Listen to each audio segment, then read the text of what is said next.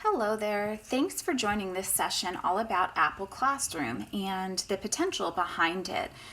This app really is a great tool for managing student devices. It allows you to monitor what students are doing in your classroom as long as you are within Bluetooth range. But it does a lot more than that. It actually can help you to guide learning. It can help to share work either from student to teacher or allowing the teacher to distribute websites or documents to student devices really easily. Because we have managed devices, Apple Classroom is super easy to set up. All you need to do is to find the sheet shared from Greg and put your class name and then your roster of student information in there, and he will take care of setting that up for you. So it really couldn't be any easier. All you need to do is to launch the app. I prefer to use my iPad for this because it's easily mobile. I can use it while I'm walking around the classroom, helping students with work, looking over their shoulder, or sitting with them to complete assignments, and also still keep a pulse on what everybody else in the classroom is doing. One thing that you'll need to keep in mind is that the app will not work and we cannot monitor if students are not within Bluetooth range of us. So this isn't something that we could use to keep an eye on what students are doing at home on remote learning days. When you first log in, you will see all of your classes. And so if you have different sections, you'll want to probably set those up individually so that you can actually run the class depending on who's in your classroom with you. So I would even suggest dividing your sections by your A days and your B days to make it easy. When you tap to begin your class, you should see all of your students actively on the screen. If everybody is present in the classroom, then everybody should load on your classroom app. If you notice that somebody is present in the classroom but is showing up as offline on your class screen, then there's something wrong somewhere. So a couple of troubleshooting tips would be to go to the student device, make sure that they are logged into Mozel. So they have to be logged into that. They have to have their school Apple ID be the thing that they're working with on their device in order for it to register. The other thing you could try is to toggle their Bluetooth off and on and see if that makes them appear. Also note that they won't appear online if their iPad is asleep. So if you start your class and panic because nobody's online, but then realize that you haven't given them the instructions to wake their iPad up and that we're actually going to be using it, then if an iPad is in a book bag or somewhere, they're not going to show up as online here until they wake their iPad up. The toolbar at the top will allow you to interact with the students in the room with you. So we're going to go through each of these and I'll explain why you might want to use them, what they each do, and why you might want to use them. So there are a few different views of students. When you first log in, you are going to see a view like this one on the left. It will show if the students have profile pictures set, it will show their names, and then you'll see the little icons next to their pictures showing which apps they have open or actively working on, which window they're viewing on their iPad. You can also choose to look at their screens. So if you select the binoculars button, that will switch so that instead of seeing the icons of the students down in your classroom space, you'll see then the windows that they're taking a look at. So I think that this is an easier way to manage, making sure that students are staying on task.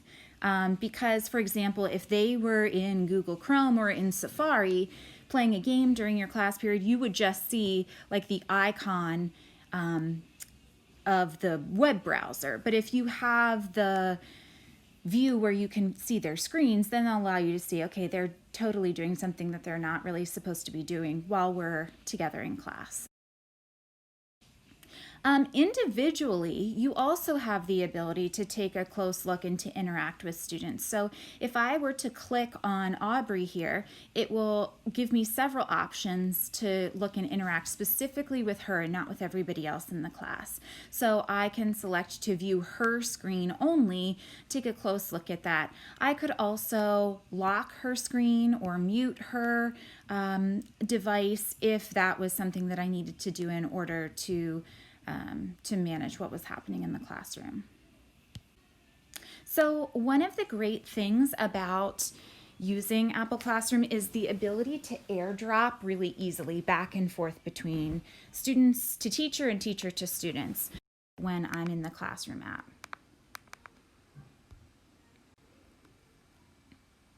So again, you're going to just tap and hold your document and drag to share it either with everybody in the class or possibly with just an individual.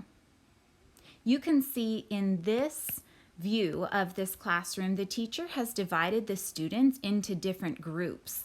There is a button in the top right-hand corner that says to add a group. So if you were doing an assignment where students were researching different topics, in this case for biology, it looks like they're looking at different animal species, and you wanted to send an article just to the students researching one of those, then you can, when they're divided that way, you can easily send it to only those students.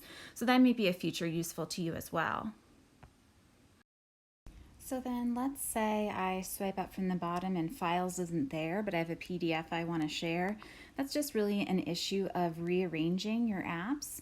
So you can just find files, tap and hold until every app on your screen starts to jiggle. That's how you know you can rearrange. And even if it's just temporarily, go ahead and drag that down to the toolbar so that then when you are in Classroom, you can easily find what it is that you need to share. So one more time for that, all I need to do is swipe up at the bottom of Classroom, tap my files, select the file that I want to share and drag it either to all students and wait until it tells me it has been shared, or I could send it to just one individually. Another option is I could open a site in Safari and drag a URL to share with everybody, and now everybody's iPad would have that same website visible. Keep in mind that sharing a URL by dragging that to the students is different than using the open app icon at the toolbar at the top of your Classroom app. This function actually allows the teacher to open an app on everybody's devices simultaneously. If you want everybody to open Keynote, for example, you'll just tap that and it will open it for everybody in the classroom. One way that you can manage and help students to stay focused is to select to lock students into the app after it's open. So you'll just toggle this little selection down here, and that will allow them only to access that. So if they're supposed to be working in Keynote or reading an iBook or something like that, and you lock them into the app, then they can't flip out to surf the web or check their email or something else like that. So it's a nice way to be able to manage that for them. Now, this ability to lock is different than the lock button that you see in the toolbar at the top. You can see on this screen that all 30 iPads have been locked. This makes students unable to use them at the time. So if you were going through a step-by-step process and trying to get their attention on you or up to your Apple TV or presentation screen, and you wanted them to stop where they were in their process, you could tap the little padlock tool to lock their iPads and then unlock them again when you're done. There's another option at the top to mute their iPads. Maybe they're all watching videos individually on their devices. You could mute that to make an announcement quickly, and then that will get their attention up from their device to you. And then when you're done with your announcement, you can just tap that button again to unmute it. Of course, students will have the option to be able to airdrop things to you as well, although they may not even realize that they're doing it through Apple Classroom. So the students do not have an app for Apple Classroom on their device, only the teacher does. So whichever document or site they want to send to the teacher, they're going to tap that share icon, the little box with the arrow pointing out, and they'll see your name appear there, not the asset tag code of your device. They'll see that and be able to send it to you, and this will work as long as you have the class started. As long as you have Apple Classroom turned on, they'll have that ability to send it pretty easily. So you will have a message waiting for you under sharing in your classroom app, and you can open up whatever the students send and just tap to go back to the classroom when you're done looking at it.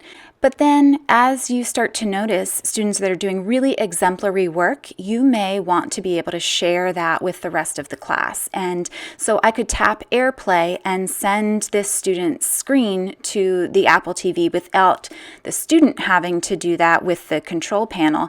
And now I've got a great exemplar for the rest of the class to take a look at. One last feature to share with you would be at the end of class. So you could lock all students' iPads and let them know that we're wrapping up for the day. They'll get that message and have to stop what they're doing, but then you have the ability to review their session activity. So you can take a look at a class summary to see the apps that they accessed during your class time, the items that were shared with you, and then you could even take a closer look at individual students and how they spent their time. Well, I hope this tutorial has been helpful as you're using the Classroom app. If you run into any questions, please just reach out to one of the learning coaches. We'd be happy to work with you. Good luck!